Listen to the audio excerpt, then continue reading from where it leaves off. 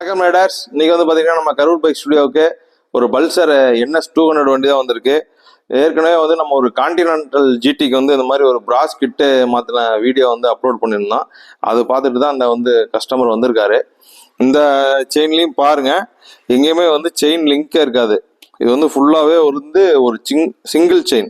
இந்த பிராஸ் கிட்டு போகிறனால என்ன நன்மைகள்னு நிறைய பேர் வந்து டிஎம் பண்ணி கேட்டிருந்தாங்க, ஃபோன் பண்ணி பேசினாங்க. இந்த பிராஸ் கிட்டு நீங்கள் உங்கள் வண்டிக்கு போடும்போது இந்த செயினில் வந்து துரு பிடிக்காது.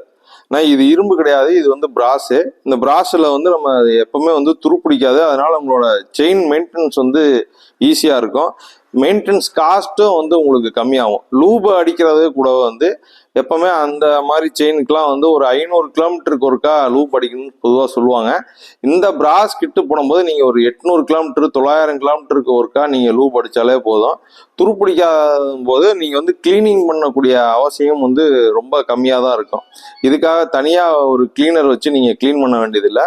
இந்த வண்டிக்குமே இந்த ஸ்டே தான் கழட்டி நம்ம வந்து இந்த செயின் கிட்டு மாற்ற போகிறோம்.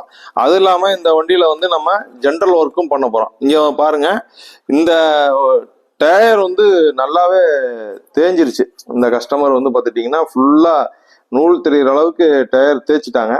எப்பவுமே இந்த அளவுக்கு தேய்க்காதீங்க, ஓரளவுக்கு தேயும் போதே வந்து டயர் மாற்றிடுங்க. இந்த வண்டிக்கு வந்து நம்ம ஒரு MRF டயரு போட போகிறோம். இந்த டயரு அதுக்கப்புறம் வந்து பார்த்திங்கன்னா இந்த வண்டி லைட்டாக ஒரு ஆக்சிடென்ட் ஆயிருக்கு. இந்த ஆக்சிடென்ட்ல வந்து பார்த்துட்டிங்கன்னா இந்த அலாய் வீலும் இந்த டிஸ்க் பிளேட்டு இந்த ரெண்டுமே வந்து மைல்டாக டேமேஜ் ஆயிடுச்சு, பெண்ட் ஆயிடுச்சு. இதை நம்ம ஹீட் பண்ணி நேர் பண்ணியிருக்கோம். புதுசு போடல, வேற பக்கம் கேட்டிருக்காங்க, அவங்க வந்து புதுசு தான் போடணும்னு சொல்லியிருக்காங்க. நம்ம வந்து புதுசு போடல, இதுவே வந்து ரெடி பண்ணி மாற்றிருக்கோம்.